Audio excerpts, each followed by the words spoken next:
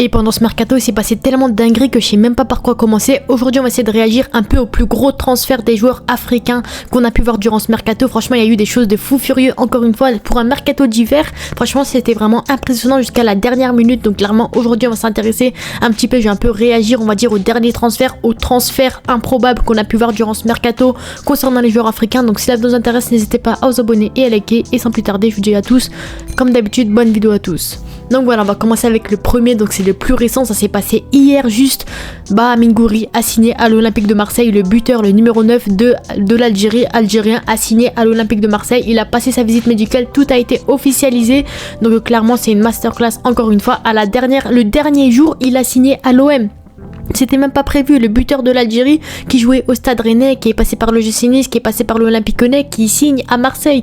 Donc franchement c'est vraiment impressionnant. Pour moi ça peut rester un très bon choix de sa part. Après bon, les Lyonnais diront que ça se fait pas, etc. Mais franchement pour moi footballistiquement je pense que ça peut rester une très bonne chose pour lui. Il progresse petit à petit. Donc quand tu vois un peu ce qu'il a proposé durant sa carrière, donc c'est un buteur de 24 ans, vous le savez, cette saison il a 19 matchs, 3 buts, 2 passes D. Donc pour un buteur on va dire que c'est plutôt moyen, même s'il est pas souvent disponible, il est pas souvent titulaire.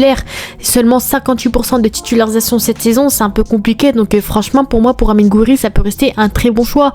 Donc apparemment il pourrait signer pour environ 25 millions d'euros, donc ça peut rester un bon choix également. Mais en tout cas Amin Gouiri, voilà, va signer à l'Olympique de Marseille. Moi ça me choque un petit peu, mais en tout cas ça peut rester un bon choix également. Donc quand on voit un petit peu comment il pourrait s'incruster un peu dans le 11 de Marseille, donc on sait que Eli Wahi est parti du côté de Francfort en Bundesliga. C'est pour ça que malheureusement De Zerbi n'avait plus de buteur et il pouvait pas finir la saison sans vrai numéro 9, parce qu'il a essayé Neil Mopem, c'est pas son vrai poste. Donc clairement il lui fallait absolument un buteur, que ce soit en prêt ou en transfert. Ils ont compté sur Amin Gouiri et c'est là qu'il va arriver à Marseille. Donc pour moi clairement ça peut rester un très bon choix, un très bon transfert encore une fois. Donc là on voit un petit peu qu'il joue avec une défense à 3, avec un milieu à 4, 2 milieux offensifs et un buteur. Donc pour moi ça peut rester un très bon choix. Amin Gouiri c'est un joueur qui peut encore progresser, ça reste un joueur qui est international, qui a beaucoup de temps de jeu avec l'Algérie, c'est un joueur qui est confirmé en Ligue 1. Donc pour moi ça peut rester qu'un test, ça peut rester qu'un joueur qui peut apporter, qui peut être intéressant également. Voilà, avec Luis Enrique qui est très bon cette saison, avec Greenwood également qui est très bon. Donc pour moi ça peut rester intéressant. Neil Mopé peut-être en tant que milieu offensif également, Jonathan Rowe qui est bon, Robinho Viaz, etc. Donc clairement pour moi Amin Gouiri ça peut rester un très bon choix côté Marseille.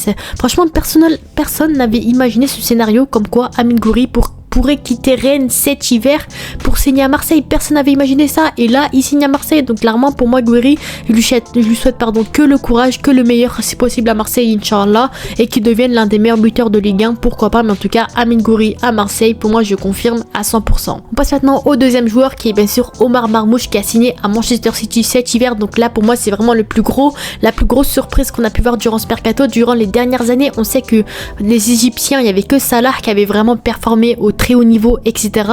Et là on voit un Omar Marmoush qui va arriver, qui va être concurrent direct à Mohamed Salah, qui est dans le meilleur club d'Angleterre. Omar Marmoush qui signe, il était très bon à Francfort, on le sait très bien, on va revenir juste après, mais en tout cas ça me choque vraiment. Il a signé jusqu'en 2030, il a signé pour environ 80 millions d'euros. Donc clairement c'est un gros transfert que tout le monde attendait encore une fois. Un joueur qui aura un rôle vraiment important à Manchester City sous Pep Guardiola, avec Haaland, De Bruyne, Doku, Gundogan, tous les meilleurs joueurs au monde sont à Manchester et lui il fait partie de cette équipe. Donc clairement moi ça me choque énormément.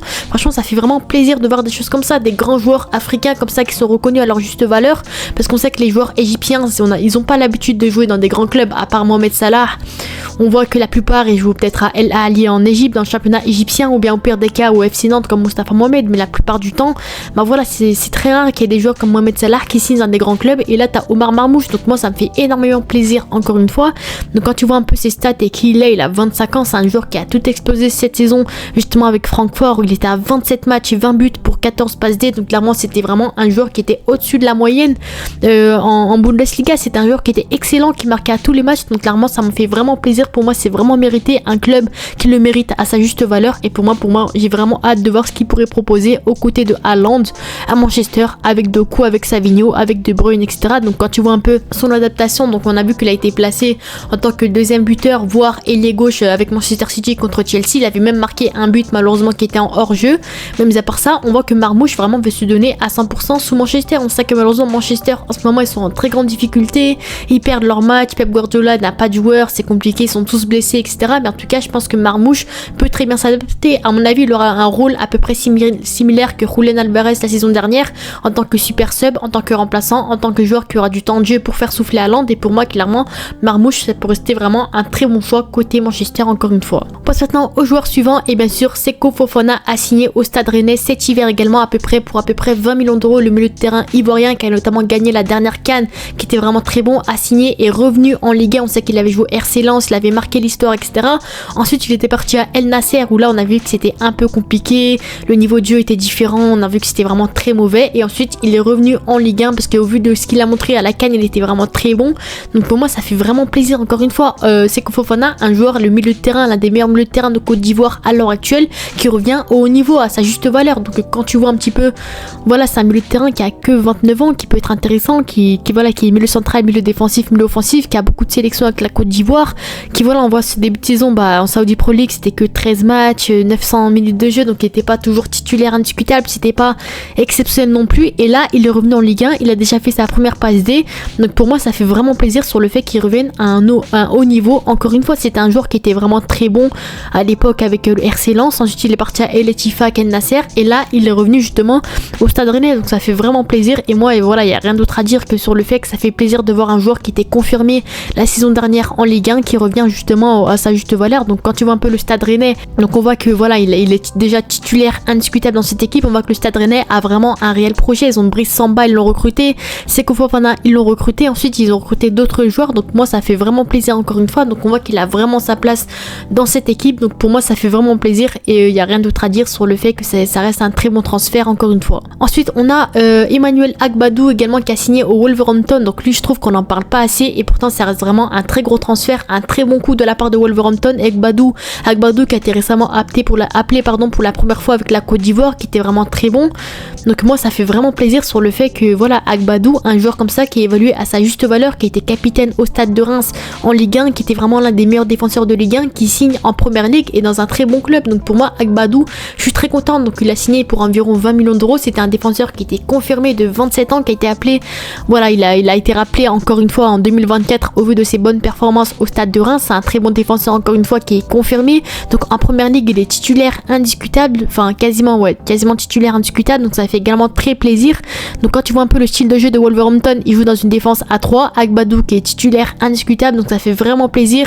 Donc voilà, il joue avec son compatriote africain également, Ait Nouri, sur le côté gauche, donc ça fait vraiment plaisir encore une fois. Un défenseur qui passe d'une étape, qui saute une étape encore une fois. Il était au Stade de Reims, c'était un joueur confirmé, ça faisait des années et des années qu'il jouait là-bas. Au bout d'un moment, fallait changer d'air, fallait tourner la page, et là il a step up comme on dit, il est passé à l'étape supérieure, il a signé en première ligue à Wolverhampton. Donc moi je suis très contente sur le fait que Agbadou, un défenseur qui jouait pas vraiment avec la Côte d'Ivoire, et là comme il aura beaucoup de temps de jeu avec Wolverhampton en première ligue, un très bon club, etc., il y a de grandes chances qu'il soit appelé en tant que titulaire indiscutable potentiellement avec la Côte d'Ivoire. Mais en tout cas je pense que ça fait vraiment plaisir, ça pourrait vraiment lui donner une meilleure place en sélection ivoirienne je pense. En plus il est titulaire indiscutable, c'est un très bon défenseur qui est très sous-coté parce qu'on n'en parle pas assez.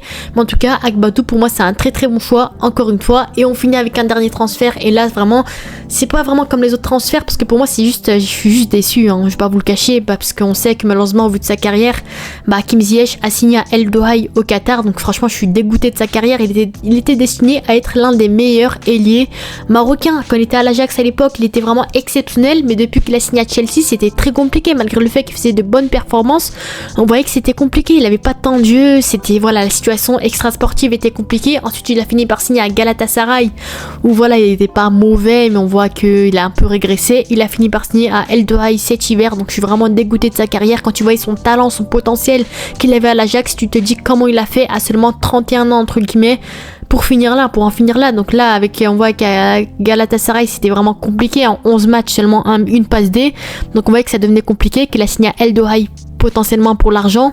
Mais voilà, c'est un joueur qui a marqué l'histoire du football marocain également, un très bon ailier droit qui était vraiment très bon, qui avait encore le niveau de jeu avec le Maroc. Enfin, petit à petit commençait un peu à être sur le déclin avec l'arrivée de Amin Ali et tous les ailiers marocains qui arrivent, les jeunes joueurs. Mais Hakim Ziyech, je suis très dégoûté. Là, moi, je suis satisfait de tous les transferts africains, enfin les plus gros transferts qu'on a pu voir juste avant, Gouiri, Omar Marmouche, Seko Fofana, Agbadou. Mais là, Ziyech, je voulais juste en parler de sa carrière, que je suis vraiment dégoûté. Ça reste un très bon joueur, enfin à l'Ajax à l'époque, des frappes de fou furieux, des coups francs de fou furieux contre Chelsea à l'époque. Et là, bah voilà, il signe à El Dohaï au Qatar. Voilà, il y a rien d'autre à dire. Voilà, il n'y a même pas de vraie star internationale là-bas, c'est juste le pognon au Qatar et c'est tout. Hein. Voilà, il y a Bourigeaud du Stade Rennais à l'époque, mais Luis Alberto au pire des cas. Mais il n'y a pas vraiment de vrais joueurs. Mais en tout cas, je suis vraiment dégoûté encore une fois. Et voilà, il n'y a rien à dire. Mais en tout cas, voilà. Je suis très contente de la plupart des transferts, on va dire de Amine Gouiri, de Omar Marmouche, de Seko Fofana et bien sûr de Emmanuel Agbadou. Sur ce, dites-moi vous avez en commentaire. C'était un peu mon avis sur les transferts qu'on a pu voir durant ce mercato. Franchement, le mercato, il m'a vraiment surpris sur le fait de gros transferts qu'on a pu voir, des gros transferts à 80 millions, à 20 millions de Gouiri. Donc franchement, je suis très contente. J'ai vraiment hâte. J'espère qu'ils feront une très bonne deuxième partie de saison, Inch'Allah, et qu'ils vont très bien s'adapter à leur club. Sur ce, CDS, n'hésitez pas à vous abonner et à liker. On se dit à la prochaine. Ciao.